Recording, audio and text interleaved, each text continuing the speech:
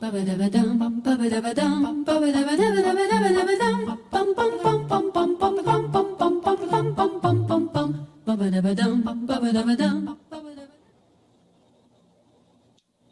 pleasant good morning, good afternoon, and good evening. Magandang umaga, magandang tanghali, at magandang hapon, at magandang gabi sa inyong lahat. This is your hour, and I am Rita Gadi. On Friday, the 2nd of July, we are going to celebrate the 92nd birthday of former First Lady Imelda Romualdez Marcos. 92 years and still going strong. Well, about 2 years ago, she had her 90th birthday, which is a big celebration.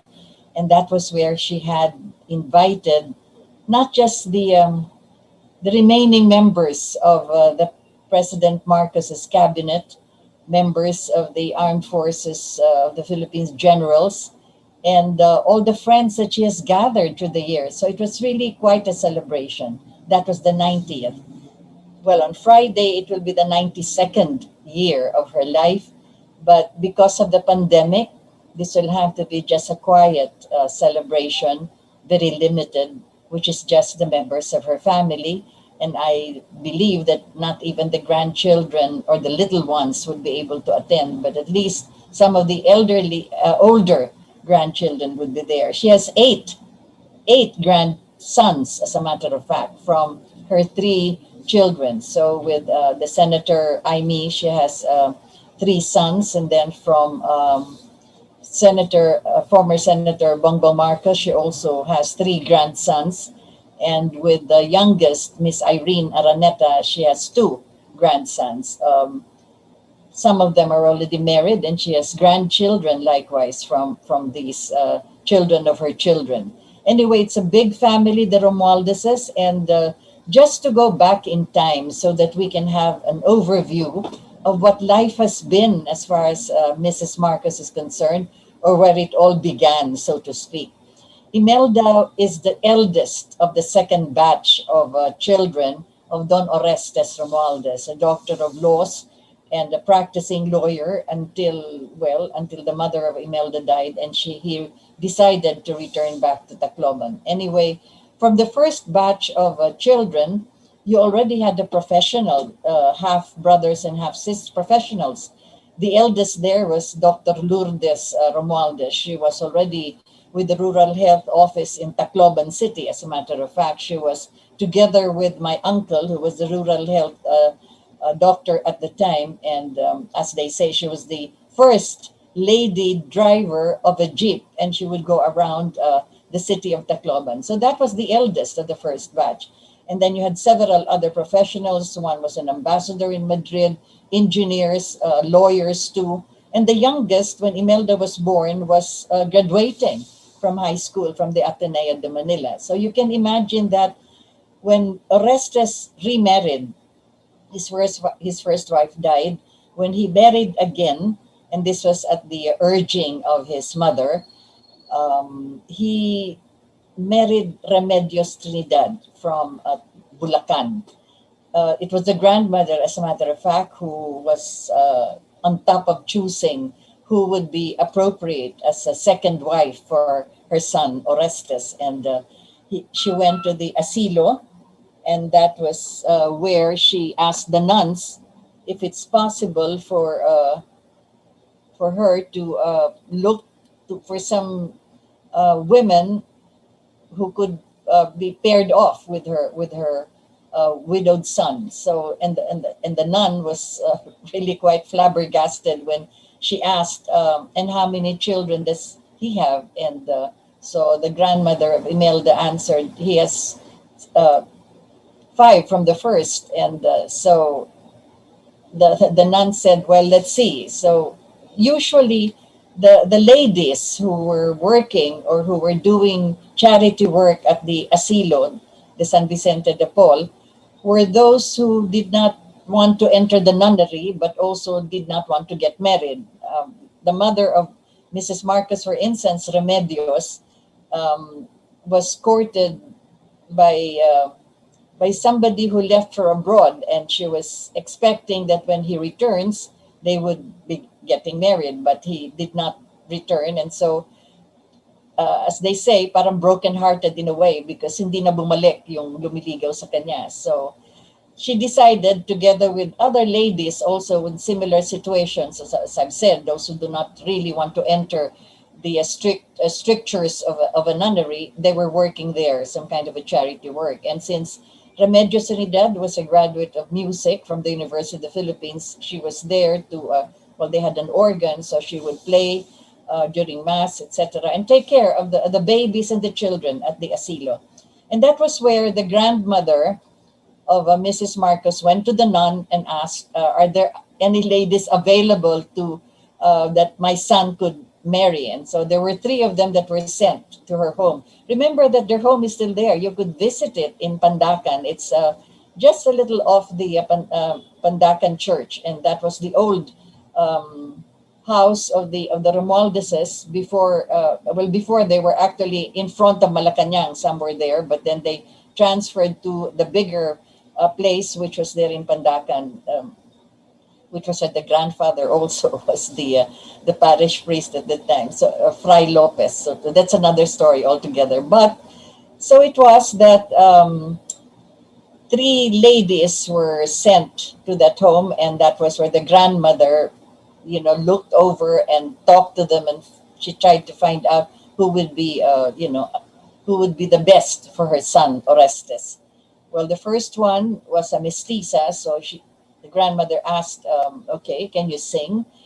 Because you know how it is in the Romualdez family, everybody there either played a musical instrument or they sang. Music was very important for them. And so this lady said, "Well, I cannot sing, but I can cook very well." So, and then the other lady was asked, "Well, how about you? Can you sing?" And she said, well, she declined. And she said, "I also cannot sing, but I can crochet, and and I've done a number of these doilies and tablecloths and blankets and all." And so the third one was Remedios, and the grandmother did not have to ask anymore, "Do you sing?" Remedios went to the piano.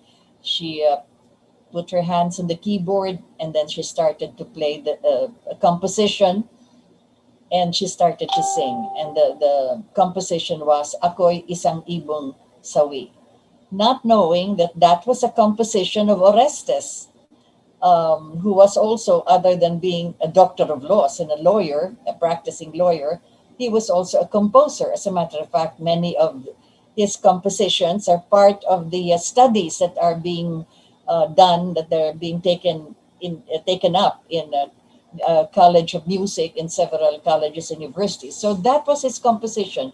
And so little did she know that it was his, but when she was playing and she was singing, Orestes joined her on the keyboard, and that began the love story of Remedios Trinidad and Orestes Romualdez. And they got married.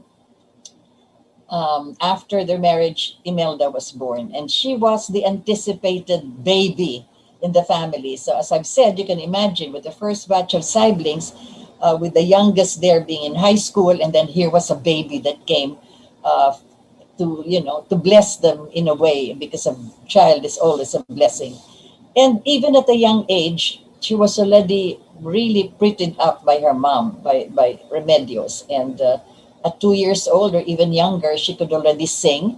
And whenever there were family occasions, such as birthdays or any excuse for a celebration, and they had many of this, she would be on top of this round table in the foyer or in the sala, and on cue, she would sing and maybe tap dance a little and do some, well, whatever it is. So she was really the star of any Romualdez gathering. She was the star of the show. At a very early age, she already knew that she was the entertainer, the star of the family, and that was how she was until, as I've said, her mom would pretty her up with pretty clothes and ribbons in her hair and matching socks for her dresses and all of this. But her mother was also a very good cook. Other than being a singer herself, she was also from Bulacan, magaling din magluto. And I think Imelda, and then there were several siblings, several children after Imelda. You had um, former governor and ambassador Cocoy Romualdez, may his soul rest in peace. And then you had Bejo um, Alfredo Romualdez, who is now in Tacloban. He was also mayor in Tacloban, but he was a commodore. And then you had Alita, married to a Martel. She was a lawyer likewise, and she was with the central bank also. May her soul rest in peace. And then you had the youngest, and then you had Armando, who married a Bicolana and resided in Bicol for quite a while, then moved to Makiling, and then went back to Bicol. And then you had the youngest, Conchita. You must remember that Conchita was just a baby when the mother died. She was only maybe just a couple of months old, because that was the she was it was close to Christmas time, and the mother was busy baking ham. At that time, it's a really a long process. You had to boil, you had to season, you had to smoke it, it's a long process. And she had to make several of this because it was a big family, and it was to be given as gifts to the rest of the other Romualdezes. And according to the relatives and all, she took a break from cooking and all that, and she was with Mrs. Marcos Imelda, the little girl, and they were walking along Pasig River. At the time, maganda pa yung promenade doon, and it rained a little, so they had to rush back. The Angelus bells were ringing. That was the San Miguel. That was the parish they were in, and so they had to rush back. But in the evening, the mother was coughing, and I think she developed a cold until it developed the pneumonia, and she had to be brought to the Singyan Clinic, which was right across the street. It's still there. You could see the Singyan Hospital now, and that was where the mother of Mrs. Marcos died, si Remedios Trinidad, at a very young age, 30 plus or so. And so the father was devastated because of this, and that was when he decided to leave his law practice together with his brothers, because they had the buffet there in Escolta, and he was one of the lawyers in that firm together with other brothers. Remember, one brother was appointed mayor of Manila, and the other brothers were also lawyers in their own right. But nonetheless, he decided that Manila was not for him, and he still had, six other children that he had to take care of, So he decided to return to Tacloban and settle there in Tacloban. And that was where, after her early elementary years in Mendiola, Imelda studied in Tacloban for the rest of her elementary, high school, and college years. So that was her life then. So you can imagine how the shifting was from living and being taken care of in Manila and the environs. As a matter of fact, their houses, was it a coincidence? It was just across Malacanang. Anyway, a lot of stories went around regarding this, and they said that the family of Imelda was there in the garage, but that is not true. Of course, they stayed for the construction and reconstruction of the house, because malaki na ang familia, and that was it. So they settled in Tacloban, and that was where, as I've said, Imelda went through her elementary and secondary years, and then her college education. She took up her bachelor in education, majoring in history. That was her favorite subject, as a matter of fact, and that was where the Second World War caught them. And they had to move from Tacloban to, I could pronounce this then, but it's difficult for me, Hinaronan, and somewhere up in the rural areas, because the father was a tall man, and he looked, he could pass for an American. And so when the Japanese arrived and occupied the city, they had to move and hide him out there in the rural area. She lived in some kind of a barrio. No electricity, water came from a deep well, and that was where she learned the rudiments of living through at least a year or so during the Second World War. So they could be safe, and her father would not be hunted down, because, as I've said, he was tall enough to look like an American, and hahabulin ng mga Hapon yan. So that was where she learned how to process coconut for oil for the lamps, and coconut for cooking, coconut oil for cooking, and coconut also for other viands. And that was where she learned how the vegetables around the area could also be used as part of their food. But they had the neighbor, a Japanese couple who did not have any children, and they fancied Imelda because at that young age she looked Japanese to them, and so they would invite her every once in a while just to feel what it is to have a child in their home, and they would give food, they would give rice, they would give extra, well, other things anyway. So that was life that she had then during the Second World War, and she thought of this as something which was quite exciting in a way. She, that was when they had to transfer now back to the city. That was very important for her. The instructions given to her to be bowing to the Japanese that were patrolling the streets and in the sentry points and all of this, and to be very careful. And so that was when she learned a lot of Japanese songs, which she can still sing up to this day, believe me. Anything that she memorized at an early age, she could still sing up to this day. The songs of Shirley Temple and the songs of the 1940s, 50s, she knew them all, memorized them, and she knows them all to this day. And every once in a while, if it fancies her, she would recall some of these songs. That was Imelda in her growing years. And so after the war and liberation came, and that was when she had this experience of seeing bodies on the shoreline. This was already the liberation, when you had already the fight between the Japanese and the Americans, and the city was being liberated. And so they were already in the city, as a matter of fact. And one day, there was this music man, Irving Berlin, who was walking, strolling down the main avenue of Tacloban City, and he heard somebody singing from the window, and he was wondering who is this beautiful voice. And so he was quite it was quite surprising for him that he could hear a beautiful female voice. And so he went up and knocked on the door and asked, who is this singing?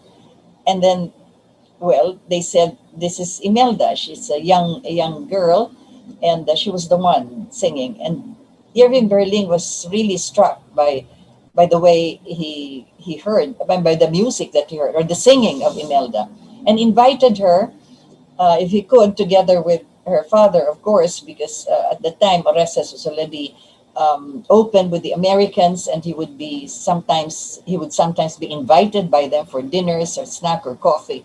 And so he brought Imelda there to where the headquarters of the liberation forces of the United States Army was, and that was where she was asked to sing. And so she sang God Bless the Philippines to the tune of God Bless America. And Irving Berlin was surprised. He said, but you're changing the lyrics of the song. And that's when she answered, because I would like God to bless the Philippines. Again, that song particularly, which had the same melody as God Bless America, and she converted it to God Bless the Philippines. She still knows that song. As a matter of fact, in 1992, after her acquittal in the trial of New York, and she was invited at Yale University by the College of Law of Yale, at the end of her speech, because they were interested to find out how the trial was, how she was able to survive it, what she felt, etc. All other questions. Remember, these were law students of Yale University. And so at the end of her speech, when everybody was already applauding that it was a good speech and all of that, she decided to sing that song which she sang to Irving Berlin during the Second World War liberation years. And everybody was surprised that she still knew the song. And of course, to a lot of students, I never heard this before, because these are young students born after the war. So anyway, that was how good her memory was. But I'm going ahead of the story. So here she was in Tacloban until she graduated from college. But you must remember that when she was in high school, the head, I don't know the titles they had, but the district superintendent, if you would call him that, was a Nablan. the father of former Congressman Roquito Ablan was assigned there for the region, for the province, as the district superintendent. And he decided to invite Congressman Ferdinand Marcos to be the valedictory speaker for the graduation of the batch of Imelda Marcos. So they never met, but she already saw him on stage. And well, for whatever it may be worth, as I've always said, there are no coincidences. So you can imagine how the turn of destiny really wove around the lives of Imelda and Ferdinand. So that was it. She was there. She graduated until she was after graduation. She went to the Chinese Chinese school, and she decided to teach. But she was given the first grade. I think I've told this story already in the past. She went to the principal and asked the principal, "I am a college graduate. I am a major in history. Why are you giving me grade one students when I can very well teach either, the latter grades in elementary or even in high school?" And the principal said, "Do you know how important it is for the first grade students to be exposed to a teacher that they will love and learn from for the rest of their lives? Because these are the young minds who have not yet absorbed much of the what they have to learn in school, so they can absorb the first things that they will absorb should be something that could be lasting, something that they could learn from, something that they would remember, and something that they would love, so that the idea of learning and going to school would be attractive to them. And that is the reason why you, Imelda, I assigned to grade one." She felt so flattered, when the principal explained that to her. And that perhaps is an indication of how closely she has um, blended with the young minds, and how she was able to get these young children listen to the lessons. These are the first lessons, as a matter of fact. Sabi nga, as you're growing up, your mind is like, it's explained as a tabula rasa. It's a blank page. It's a blank blackboard. Walang nakasulat, and anything that is absorbed then will really be with the child for the rest of the child's life. So that was it until, well, she was already becoming a pretty young lady, and she was always invited to big occasions when there are VIPs arriving. She would be at the front line of those that would be giving flowers to the VIPs. As a matter of fact, she was there even when Mrs. Macapagal arrived, and they were all basking in the heat of the sun, and that was the kind of role she had. She was also invited for occasions when she was asked to sing, and for the tableau of the city where they had the Christmas pageant, she was always the Mother Mary. And of course, she became the Rose of Tacloban for so many fiestas. As a matter of fact, malapit na rin. Tomorrow, yeah, was it tomorrow? 29, the 30th of June is at Tacloban City. You had the big celebration, a parade then, which was celebrating Tacloban City. And she was the Rose of Tacloban. That was the last of the floats that would be part of the parade. And as I've said, that is a rose, a big rose, and she was inside. And then after all the floats have passed the grandstand, that rose would open, and then she would rise up from that rose. And so that was how she had the title, the Rose of Tacloban. And she was, well, she told me personally the story of this, and she said, "Akala mo ba madali yung yung andun ka sa loob, at saka ang init-init," sabi niya, "and then mahaba pa yung parada, so pagdating na dun sa grandstand at bubukas na yung rose at tatayo na ako para magpakita na siya na yung Rose of Tacloban, pawis na siya." Sabi niya, "It's not an easy task." Anyway, that was Imelda, the prettiest girl in Tacloban and the brightest of them all. Brightest in the sense that when she was in first year college, her classmates decided to push her as the candidate for the presidency of the student council. Can you imagine that? First year pa lang siya. Pero, because first, of course, it was her height, and then it was her beauty. And then, of course, it was the fact that she could speak well and she was intelligent. So they decided to pit her against the candidate of the College of Law. And the College of Law dean was her father, Don Orestes Romualdez. Can you imagine that? Imelda Romualdez, his daughter, first year college, vying for the presidency of the student council against the candidate of the College of Law.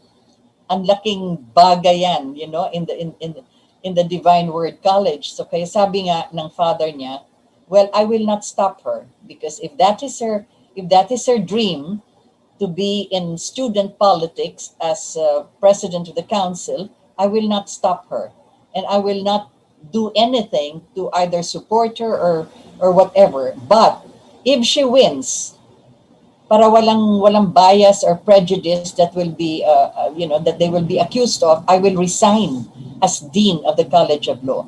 That was how his integrity was. The father of Imelda, he announced this to the rest of the studentry. If Imelda wins her candidacy as president of the student council of that college, I will resign as the dean of the College of Law. So that was it. It was a big a big campaign and a big fight, and she won, and her father resigned. So a simple story, which perhaps not many know about, but her classmates, of course, would remember this, and of course, her batch and her class.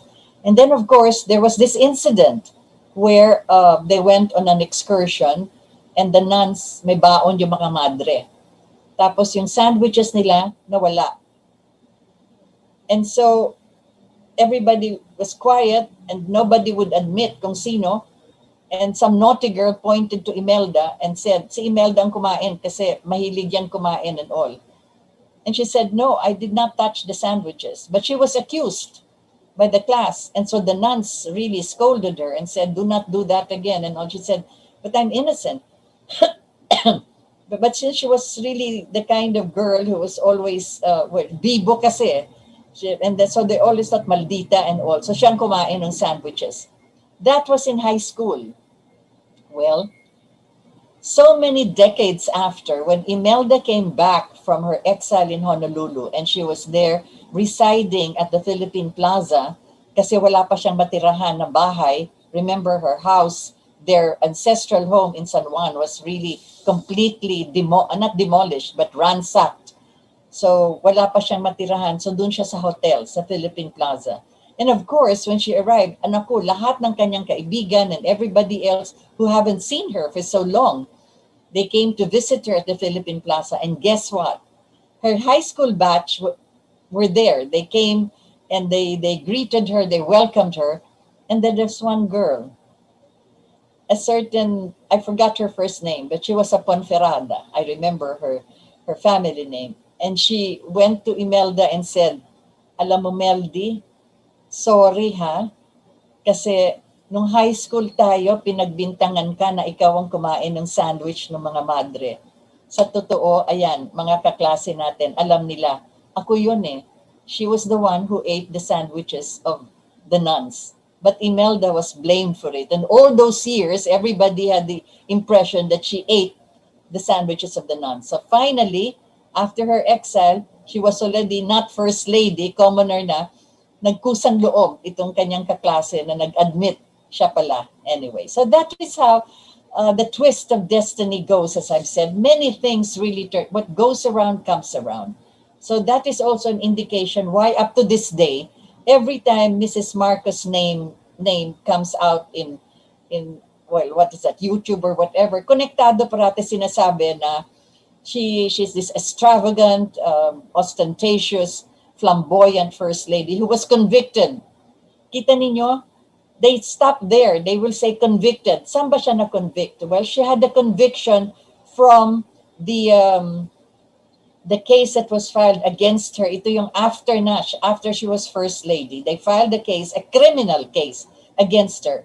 And the criminal case involved the fact that she was governor of Metropolitan Manila, and at the same time, she was also chairman of the Philippine General Hospital Foundation. Okay. yung LRT, which she also was responsible for installing. Remember that she had the idea from Belgium when she met the Belgian transportation minister. I was there when we had to do a documentary on the LRT of Belgium because they were the first ones that built our LRT. Remember this was um, eh, it was a loan from Belgium at 2% for the first number of years. 2% lang ang interest, just to be able to help out our government to set up the LRT, which up to now is still functioning. Anyway, so ang nangyari doon, yung sa stations ng LRT, there are big advertisements ng mga different products because doon ang bagsakan ng mga tao. That's where they ride, that's where they get off. So it is a perfect place to put your well, what do you call this? Your big advertisements kasi nakikita ka agad. And you pay rent for that to the metropolitan government. Kasi LRT yan, that is under the LRT and the Department of Public Works. So, yung renta doon binabayad. What Mrs. Marcos did was, the rental that was obtained from these advertisements, binigay niya sa Philippine General Hospital kasi chairman siya ng PGH Foundation to build seven buildings, 7 additional hospitals para sa PGH kasi malaki ang kita doon sa mga advertisements na yon. And she was accused of transferring funds from one agency to the other when it is not allowed by law. In other words, chairman na siya ng MMDA, chairman siya ng PGH, hindi pwede siya mag-transfer ng funds. So it was a criminal offense. And she was convicted, she was found guilty by Garchitorena. You will remember Francis Garchitorena. But upon review, because she petitioned for a review of her case, doon napakita na yung pera na nakuha sa LRT, ibinigay sa PGH para magtayo ng ospital. In other words, it did not go into her pocket. So she was acquitted. Ni-reverse ni Garchitorena yung kanyang decision.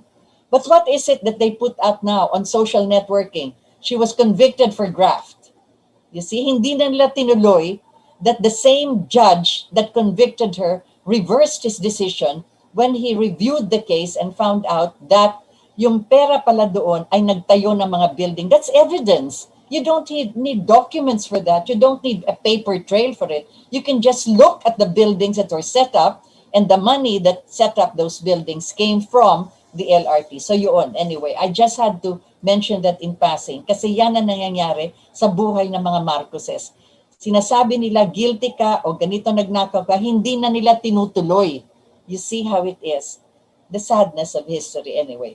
So let's hurry this up because anong oras na ba tayo? We might run out of time because this is really a very wonderful life and it is filled with so many things that we have to compact because that is reason to celebrate 92 years of her life. Well, perhaps you did not know that her first project when she was First Lady, I already mentioned the love, the courtship between Ferdinand and Imelda, etc. And of course, that was something which is another episode that I've already talked about quite a number of times. So let's get now to what she has accomplished because every time we look at the history of the Philippines in the 20 years of Ferdinand Marcos, we inadvertently will have to include the many programs and projects that Imelda Romualdez Marcos built during her incumbency as First Lady. And the first that she actually built, kasi akala natin yung cultural center lang kaagad. No. This is the Reception and Study Center. I'm reading it from the book of her press officer. Her press officer was the late Iliana Maramag. She compiled all the programs and projects of Mrs. Marcos in what she calls as a biography of deeds. Ayan, a biography of deeds. Baliktad pa yan. Yung makikita nyo sa camera. Anyway, so here we have it that the first program initiated by Imelda Romualdez Marcos when she became First Lady in 1965 was an integrated social welfare program which even then demonstrated her compassionate concern for the disadvantaged whose lives she believes need not be lost to the tyranny of circumstance. So itong project na ito ay isang welfare program, and this was inaugurated on September 10, 1967, the first year pa lang ng kanyang pagiging First Lady. It provided temporary shelter for the abandoned, the neglected, the orphaned, and the maltreated children whose ages range from birth to 7 years. So yun nakita mo ang unang-una niyang ginawa. And this eventually evolved into the older years, the other years of the children. And a segue to that, nagtayo din siya ng Nayon ng Kabataan. This orphanage was for the abandoned, the orphaned children, and it was inaugurated in the following year, September 10, 1968. Kita ninyo, always at the eve of the birthday of President Marcos. President Marcos' birthday, September 11. Ito, September 10, 1968. So yan yung the second institution that she established together with the Integrated Social Welfare Program. And then she also built the Marilac Home for Girls. She believed that these young girls na walang mga magulang at pakalat-kalat lang and all, nagtayo siya ng sa Marilac, a home for girls. I wish I could show you the pictures. I don't know if you can see them. Ayan, no? Yan. That's the Marilac Home for Girls. And then she also built the Vicente Madrigal Training School for Boys. So para sa mga girls and para sa mga boys, sa boys naman training school. And then she also had the Golden Acres. Sunod-sunod na ito, 1969. So you can imagine from 67, 66, 67, 68, 69, she was inaugurating several of these institutions. Golden Acres, which is the national institution for the, and with all the modern facilities at the time. And these are for the needy, for the elderly citizens who have no one to take care of them. So that is beside the study center for children in Quezon City. And then you had several cottages surrounding that area. So malapit for the children and the elderly para pwede silang mag-interact. Ayan. So you could see this. Yan yung I wish there. And then you can have there the elderly. Yan. So after that, she also built the daycare centers. This is for every barangay, as a matter of fact. You had 2,000 daycare centers at the time. It was established to assist the social development of disadvantaged children. And there are photographs for this. So you could see that meron talaga yan. Meron siyang mga tinayo. Ayan. See? Okay. And those were the first institutions that she built. And then for every barrio, wala pa tayong barangay as a political unit. Barrio pa nun. She had this program, Save a Life in every barrio. So yan yung sinasabi na yung mga batang may pangangailangan na walang tumutulong sa kanila, tutulungan sila. So for instance here, yung mga may diferensya sa tenga, yung mga hair lip, yung mga yan, it's all of that. So you can see that all of these institutions were part of the early programs that she had. Together with that, she had also Project Tulungan, which is also, what is this? I'm reading this in 1979 na ito. And then you had the National Disaster Relief Program. Kasi talagang parati tayong nabibisita ng mga disasters. Even then, alam natin yan, all countries, as a matter of fact, one way or the other, suffer some kind of natural disaster. We have floods, we have all of the storms, we have eruptions, earthquakes, and all. So nagtayo siya ng National Disaster Relief Program. Kaya doon, in one part of Malacanang, nakastock na yung mga, yung mga kinakailangan na pinamimigay para available na at one time. Wala pa sa DSW dyan, doon na sa Malacanang, meron na siyang tinayo. And then you had also the Maligayang Pasko Project where she had all of this gift giving for the Metropolitan Manila area. And then of course, we know all the other institutions. And I will just breeze through them. The Nutrition Center of the Philippines, ayan, it's still there. All of this. So you could see the Nutrition Center of the Philippines, andyan. And of course, you already know the Nutriban, all of this powdered milk that was being given. And then you also had the Nutri-Huts. Hindi lang Nutriban na pagkain, meron din siya mga pabahay. You see here, those are the Nutri-Huts at the time. So these are the institutions that she early on constructed. And then you had the Population Center of the Philippines. I keep on saying this kasi lahat yung mga RH na hindi na yan kinailangan. Ayan, that's the building, and then you had the inauguration. I think that was Mrs. The Singapore president at the time, Mrs. Lee Kuan Yew, who was part of the inauguration then. And then you had the Environmental Center, meron na tayo nun. The Asian Center for Social Welfare. So even at the time, she already had all of this displays for the handicrafts, etc. So you could see that all of these institutions were early on constructed. Then, of course, we all know the other tertiary hospitals, the Philippine Heart Center. I don't have to show you photographs of this. You can just drive by or see all of this. You had the Lunsod ng Kabataan, which was the Children's Hospital. Ang ganda-ganda nito ng pagka-construct kasi even, inside you have all of the different, making it very attractive for the children. Then you had the Lung Center of the Philippines. And then, of course, what should have been done pero naabutan ng panahon, we had the Trauma Center, which would look like this, the Brain and Trauma Center. I wonder if you could see it. So, yan sana ang itatayo, pero naabutan ng 1986. And then, of course, you had the Cultural Center of the Philippines. Well, this is something which all of you have seen, and perhaps many of you have visited. You had the first ballet from Russia, the Bolshoi Ballet, that came, and several international singers and artists, and of course, many of the stage performances. Many of you have seen this, and up to this day, lahat yan napapakinabangan at dyan sila nagpapalabas, theater, musical compositions and all, ballet, etc. Sana mapakita ko lahat ito. Pero anyway, marami sa atin ay nagsasabi nga that this was the cultural center which Ninoy Aquino attacked in the Senate. Sabi niya, bakit magpapatayo ng cultural center dyan, etc. But this is not government money. She raised funds for this to set it up. Then you have the National Arts Center, which is there in Mount Makiling. Ayan, napakaganda. Hanggang ngayon ay napapakinabangan tayo. You have clusters of cottages where you have the students who cannot afford higher education for the arts. Music, piano, the violin, architecture, anong tawag dito? Painting and all the different arts.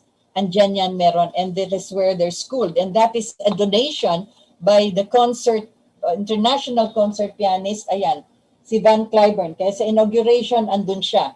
Again, there was a lot of criticism regarding this, but you could see that this was part of the donation from the concerts that the Tchaikovsky artist, Van Cliburn, donated to the Philippines. And there you have some awards that were given there at the National Arts Center. You have their Dame Margot Fontaine, and of course, several other international artists that were recognized and given awards in that institution. And of course, as I said, malaking pasasalamat ito kay Van Cliburn sapagkat sa donation niya ay nakapagpatayo ng National Arts Center, and of course, several other, and then of course, Carlos P. Romulo was also one of the awardees there. In fact, the first National Artist Award, ano ba itong?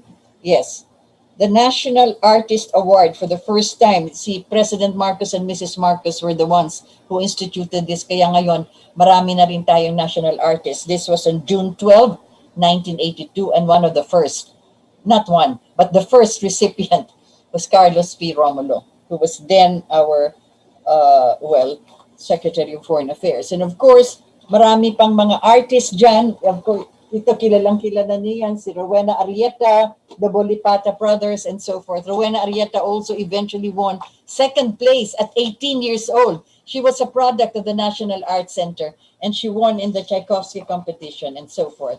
Then we had the Folk Arts Theater. You can, again, drive by there, and you could see all of this. And all of the performances there na napakaganda talaga, and all of this benefiting us. Sinasabi nga, why culture and why not? So there you have it. And then of course, doon talaga napakita ang kagandahan at ang kabutihan at ang kagalingan, ang galing ng mga Pilipino. So the National Arts Center, and then of course the Philippine International Convention Center. I don't have to explain further what it was. And now they will be opening the Metropolitan Theater to its original uh, structure, which was already done during the time of Mrs. Marcos. Pero from 1986, ay nako, nasira-sira na. I hate to say it, but it was really completely bastardized until when this new mayor of Manila decided to have it brought back to its original form. But that was already done during the time of Mrs. Marcos. Ayan, yung Metropolitan Theater. At ngayon ay ginawa ulit para nga mapakita ito. Just to show you that that was the opening and the inauguration then of the Metropolitan Theater. So kung ngayon, pinagmamalaki ng Maynila na yan na-reconstruct, nagawa na yan noon ni Mrs. Marcos. Kaya lang, for the past 35 years, well, nagkasira-sira na naman. And then of course, you had the Film Center of the Philippines, where we had all of the filmmakers of the world converging here, and so forth. Jack Valenti of the American Academy of Movies, etc. And it was a big celebration. And this was where the premiere of Gandhi was presented. Of course, you had the University of Life. That's the entire complex of the University of Life, which is now the College of Education. And this was really to teach, to teach people. The concept here is really the total development of the individual na hindi nadadaan sa academic strictures, pero kung ano ang nais niya na maisagawa sa buhay niya, yun ang kanyang mapapag-aralan doon sa national as a University of Life. It is a beautiful structure which is now considered as the Department of Education. So you could see how even at that time, Mrs. Marcos already had the idea of putting together all of this. And that was, as I've said, some of the projects that she had. Marami pa. Yung Intramuros was also part of it. And then you had the Science and Technology Center. Ayan, we already had that, the Science and Technology Center. And then we had the Technology Resource Center. Diyan na pag-aralan nga, may pera sa basura. Remember, it was Mrs. Carmen Guerrero Nakpil who was heading the Technology Resource Center. And then you had so many of the reconstruction of old churches and Intramuros itself.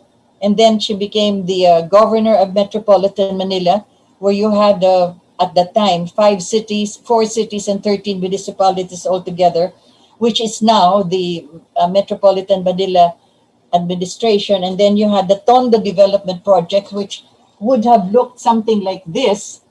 Remember, we were doing some documentary on the Bruges in Belgium, so that we could have all of this bliss housing. Yan ang mga, anyway, that was what it looked like then. But anyway, malungkot ang nangyari sapagkat hindi nga natuloy yung mga, hindi pinagpatuloy yung mga programs na yon. And then she entered politics. She was in Congress representing Leyte for 9 terms, and I'm sorry, for 3 terms, and then she how many terms? 3. First a couple of 1 term. I'm sorry, 1 term in Tacloban, and then she decided to go back to the home province of her husband, and that was where she served as representative for her 3 terms, and that was the last of her political career as a congresswoman. But in every barangay in her district, she put up the centers for taking care of everybody 24/7. Sabi nga niya, bakit lahat ng mga finance establishments may gwardiya kahit na sa gabi, bakit ang tao na may kailangan na magpapagamot o may emergency o mga anak, walang puntahan kasi sarado mga health centers. So she had all of this centers constructed and open 24/7, several shifts. She had installed them with computers connected with the offices in Manila, and so forth. And that was, wow, what a life. Other than that, she also had a number of diplomatic missions, practically over 90 to 100 foreign missions in several countries, and the opening of diplomatic relations, which she began by first visits before state visits by the president. Of course, the Union of Soviet Socialist Republics, which is now the Russian Federation, the People's Republic of China, which is what we call just China, and of course the visits to the Middle Eastern countries, which we opened diplomatic relations with. Sabi nga natin, there was this terminology that we were using. She practically opened the Iron Curtain, which was Russia, and then opened the Bamboo Curtain, which was China, and then lifted the veils of the Middle Eastern countries. And then the diplomatic missions to the critical periods of our secessionist movement in the South, when she did have the Tripoli Agreement finally for peace in two regions in the South, 10 provinces and 5 cities, with the condition that this would be thrown into a plebiscite, and that's exactly what happened. Sayang, kasi hindi rin napagpatuloy yon. So you now have a BARM or whatever it is na hiwa-hiwalay pa yung mga probinsya na yan. Whereas before, the autonomous regions for all the people in this 10 provinces and 5 cities were all together. Hindi sila hiniwalay, hindi sila hinati-hati by religion or by culture. Filipino kasi. Well, it's a different thing altogether now. Since 1986, a lot of things have changed. But those were the foundations of many of these. And she was there in the middle of all of it with all the programs and projects that she has constructed. A busy woman. Sabi nga namin, we were covering her. I had the privilege and the honor of having covered practically her career as First Lady in all of these programs and projects and diplomatic missions. You really need a double or a triple or a clone, because she was really up 24/7. We hardly know when she sleeps, because sometimes pagkatapos mag-visit sa mga projects niya, when she returns to Malacanang, nagkikwento pa yan o meron pa siyang mga ibang ideas that she want to discuss, and this would go on and on until midnight or early morning. That was, and that is, Imelda Romualdez Marcos. On July 2, we celebrate her birthday. Whenever we look at the history of our country and what it has gone through in the past 20 years of our president, Ferdinand E. Marcos, then you could see that the other half of it was Imelda Romualdez Marcos with all of these programs and projects. The president had the New Society. Mrs. Marcos had the Compassionate Society.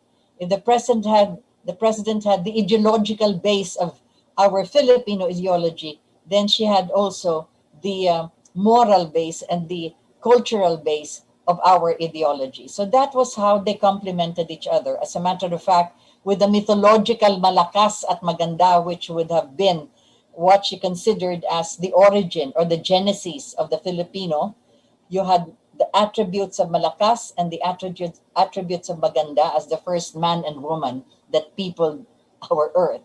But whatever it is, these traits which we could see, you just read the dictionary and find out the definitions of beauty and the definition of strength. And there you could see that combining this would really produce some kind of a fusion, which has brought about this renaissance, not only in culture and art, but also in the physical, moral, and spiritual infrastructure that our country has realized in the 20 years of Ferdinand and Imelda Marcos. An era, an epoch, a period, which we celebrate because one of them will be celebrating her 92 years. And practically more than half of that was her dedication in the service of the Filipino.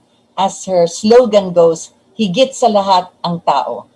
And that has always been the center of her trinity, of course, taken from Plato's the true, the good, and the beautiful. And that is exactly how she would express herself in everything that she has done, has continued to do, and to this day, on Friday, July 2, at 92 years, she is still the strength, the power, the beauty that has been immortalized in not just these projects, but also in the heart of every Filipino. Happy birthday, Mrs. Marcos. It was an honor and a privilege to have been able to work with you in all those years and thereafter. So this has been your hour, and this is Rita Gadi, thanking you all for having joined us.